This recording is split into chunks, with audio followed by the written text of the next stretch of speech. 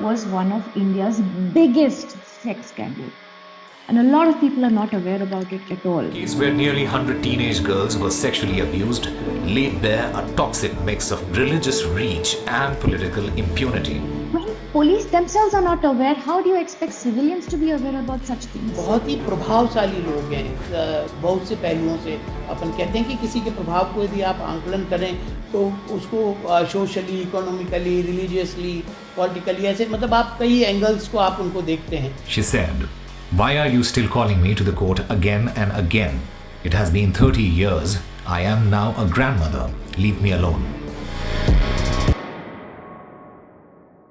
इस वीडियो में हम लोग काफी डार्क और डिस्टर्बिंग कंटेंट के बारे में बात करने वाले हैं। अगर आपको डार्क और डिस्टर्बिंग चीज से थोड़ी प्रॉब्लम है तो आप प्लीज इस वीडियो को स्किप कर सकते हैं और मेरे चैनल की दूसरी वीडियो देख सकते हैं। मैं बात कर रहा हूँ अपने देश के सबसे बड़ी सेक्स स्कैंडल के बारे में। 1992 Ajmer Sophia secondary girls school की करीब 250 लड़कियां को सेक्स स्कैंडल, उनके साथ रेप किया गया, उन्हें डराया गया, धमकाया गया और उन्हें मजबूर किया गया सुसाइड करने को। काफी समय से ये स्कैंडल चल रहा था और काफी लड़कियों का लाइफ इसमें खराब हुआ। इस वीडियो में इस पूरी कहानी की सच्चाई देखेंगे और जानेंगे कि किसने इस तरह की घिनौनी वारदात को अंजाम दिया। अगर आप चैनल में नए हैं तो प्लीज चैनल को सब्सक्राइब करें और मुझे सपोर्ट करें। तो बात है 1992 की। अजमेर में एक गर्ल्स स्कूल है जिसका नाम है सोफिया सेकेंडरी गर्ल्स स्कूल। ये अभी भी प्रेजेंट है। काफी रेपुटेड स्कूल है। स्कूल की एकेडमिक जो परफॉर्मेंस है वो काफी अच्छी है और शहर के काफी अच्छे परिवार के लड़कियां यहाँ पे पढ़ने आती। कहानी में आगे बढ़ने से पहले मैं एक शख्स की परिचय आपको देना चाहता हूँ जिसका नाम है फारूक चिश्ती। फारूक चिश्ती अजमेर यूथ कांग्रेस पार्टी का प्रेसिडेंट था और उसके दोस्त थे अनवर और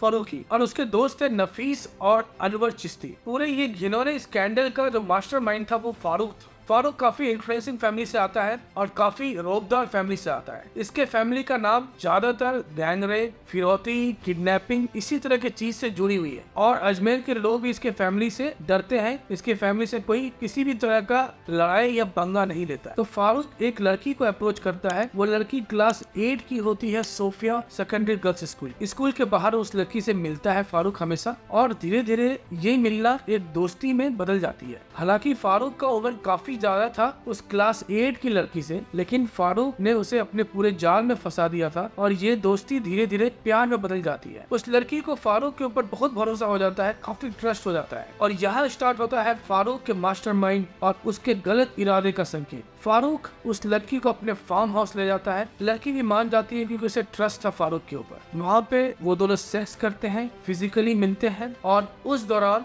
फारूक काफी सारे फोटोज ले लेता है उस लड़की का आपत्तिजनक स्थिति में और न्यूड स्थिति में। कुछ देर के बाद फारूक उस लड़की को इस फोटो के जरिए ब्लैकमेल करना चालू करता है। उस जमाने में डिजिटल कैमरा नहीं होती थी, उस जमाने में रील कैमरा थी जिसमें नेगेटिव होती थी और उस नेगेटिव को डेवलप किया जाता है जो एक फोटो के रूप में आती थी। तो जो भी नेगेटिव फोटो थी वो फारूक उस लड़की को दिखाता था और बोलता था कि वो दूसरी लड़की को भी मेरे फार्म हाउस में लाए, तभी वो इस नेगेटिव को डिस्ट्रॉय कर देगा या जला देगा। अब लड़की काफी बुरी तरीके से फंस चुकी थी।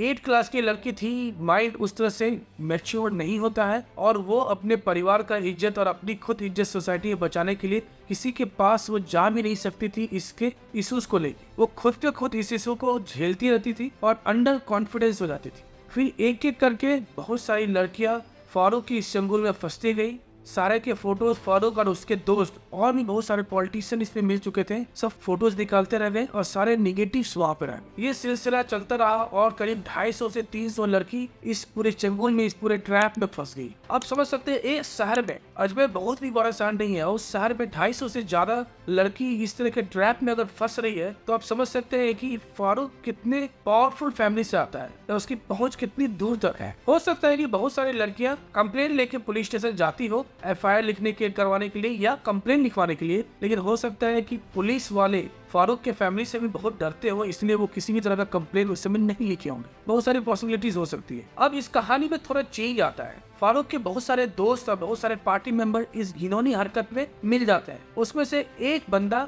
इस नेगेटिव को डेवलप कराने के लिए किसी एक स्टूडियो जाता है। वहाँ पे फोटो डेवलप्ड होता है और उसकी एक कॉपी स्टूडियो वाला भी रख लेता है और वो धीरे धीरे मल्टीपल कॉपीज में चेंज होके पूरे शहर में सर्कुलेट होनी शुरू हो जाती है। धीरे धीरे ये फोटोज की कॉपी बहुत सारे पेरेंट्स के भी हाथ में लगती है।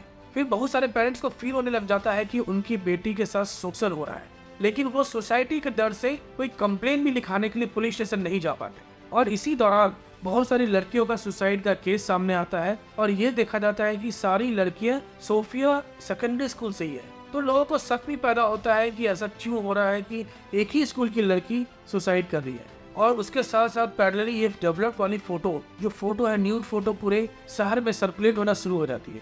इतना घिनौना चीज होने के बावजूद भी और इतने बड़े रूप में होने के बावजूद भी कोई भी मीडिया हाउस या पेपर हाउस इसकी कोई भी चर्चा नहीं करता है। ना न्यूज टीवी पे आती है, ना पेपर पे आती है, ना किसी मैगजीन में आती है। लेकिन फिर मई 1992 में एक मदन सिंह नाम का रिपोर्टर, जो नवज्योति पेपर का रिपोर्टर था, नवज्योति मीडिया हाउस का, वो हिम्मत दिखा के ये पूरी न्यूज को पेपर में छापता है और साथ में जितने भी लोग इसमें इन्वॉल्व थे, जितनी भी इंफॉर्मेशन इसे मिलती है, उन सब के फोटोज बिना ब्लर किए ये न्यूज़पेपर में छापता है।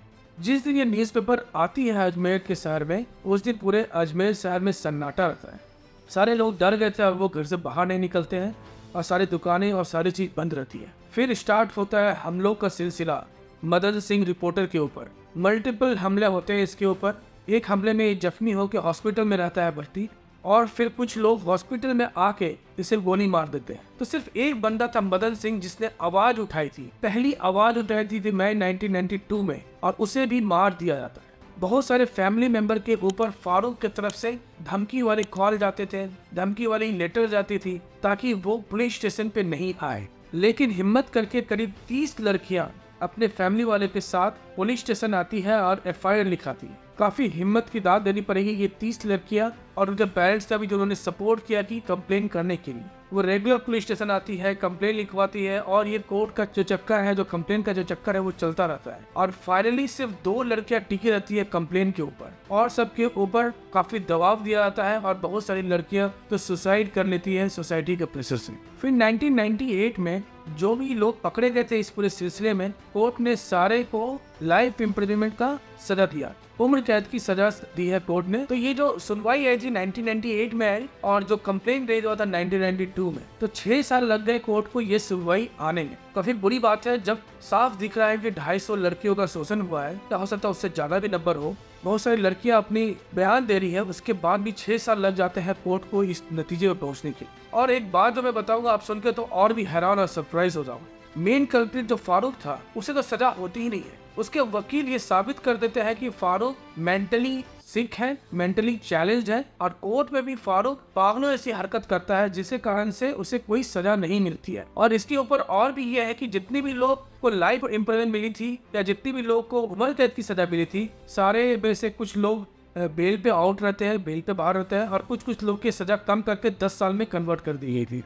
फिर लोगों का गुस्सा और ह्यूमन राइट्स का गुस्सा काफी बढ़ता है, मीडिया का भी काफी गुस्सा होता है और वो कोर्ट के ऊपर प्रेशर बनाना चालू करती है, जिसके कारण 2007 में फारूक के ऊपर एक उम्र कैद की जो स्टेटमेंट है वो हाई कोर्ट ने दिया। हाई कोर्ट ने बोला कि फारूक इसमें मेन कल्प्रिट है और उसे उम्र कैद की सजा दी जाती है। 2007 में ये सजा मिली। फिर 2013 में हाई कोर्ट के जज ने बोला कि फारूक ने काफी सजा झेल ली है, काफी सजा उसने बिता चुकी है, इसलिए अब उसे इस चीज से हटाया जाता है, उसे कोई भी तंग नहीं किया जाता है और उसकी सारी सजा को माफ कर दिया गया। ये काफी ताज्जुब और शौकीन है। जिस बंदे ने 250 से ज्यादा परिवार के सपने और 250 से ज्यादा लड़कियों की जिंदगी बिगाड़ दी, उसको कैसे आप बोल सकते हो कि उसने काफी सजा काटी है और उसे अच्छे से रिहा किया जा रहा है। इस तरह के डिसीजन के ऊपर मुझे लगता है कि काफी चैलेंज होना चाहिए। कोर्ट इस तरह के डिसीजन में पहुंचने के पहले सोचनी चाहिए उन्हें, या तो कोर्ट बीत जाती है इसलिए ऐसा चीज होता है, या कोई सबूत नहीं मिलता है पुख्ता, शायद इसलिए होता है। लेकिन जब उम्र कैद की सजा मिल चुकी है तो उसके बाद उसे कैसे कम करके किसी को रिहा किया जा सकता है।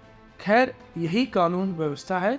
और जितने भी हम लोग क्राइम की कहानी पढ़ते हैं, मैक्सिमम कहानी में ये देखा जाता है कि फाइनली जो कल्प्रिट है, जिसने जो ये अंजाम दिया है, उसे पकड़ा जाता है, उसे सजा मिलती है। लेकिन ये एक गिने चुने कहानी में से है जिसमें जो मेन कल्प्रिट जो फारूक है, वो अभी भी अजमेर में खुलेआम घूम रहा है और उसकी जो गुंडागर्दी वो चलते जाती है और लोगों के अंदर और भी ज्यादा दहशत और डर पैदा हो चुका है। क्योंकि लोग तो देख रहे हैं कि इतने बड़े काम करने के बाद क्योंकि लोग तो देख रहे हैं कि इतनी बड़ी घिनौनी और इतनी बड़ी क्राइम करने के बाद भी कोर्ट ने भी कोई सजा नहीं सुना पाई इसे, तो लोगों के अंदर तो उसके खिलाफ डर तो पैदा होगी। मुझे भी काफी दुख हुआ इस कहानी को पढ़ने के बाद, क्योंकि एक तो इस कहानी के बारे में सारे जगह पे रिपोर्टेड भी नहीं है। इस कहानी को दबाया गया था काफी, और दबाने का मुझे लगता है सबसे बड़ा रीजन होगा जो रिलीजियस दंगे होते हैं, क्योंकि सोफिया स्कूल में जितनी भी लड़कियां पढ़ती थी, मैक्सिमम लड़कियां जो थी वो हिंदू कम्युनिटी से आती थी, तो शायद इसके कारण भी इस केस को दबाया गया। लेकिन बात यह है कि जो क्राइम, जो कल्प्रिट है, मेन कल्प्रिट है, मास्टरमाइंड है, उसे ही आप सजा कम करके छोड़ रिहा कर रहे हो। ये काफी सरप्राइजिंग चीज है। इससे तो ये हुआ कि उन 250-300 लड़कियों को इंसाफ नहीं मिला, जिन्होंने उनके परिवार की जिंदगी और उस लड़कियों की खुद की जिंदगी बर्बाद की, उसको कोई भी एक पुख्ता, एक बड़ा सजा नहीं मिल सकी। ये काफ़ी दुख वाली केस रहेगी हमारे इंडियन हिस्ट्री में, और इंडियन हिस्ट्री की सबसे बड़ी सेक्स स्कैंडल केस थी, घिनौनी केस थी। इसके बारे में मुझे लगता है कि फिर से खुलनी चाहिए केस, और कड़ी से कड़ी सजा मिलनी चाहिए। आज की वीडियो में दोस्तों इतना ही, फिर मिलेंगे नई चीज़ के साथ। प्लीज़ मेरे चैनल को सब्सक्राइब करें, मुझे सपोर्ट करें, और तब तक के लिए अपना ख्याल रखें। Take care and good bye.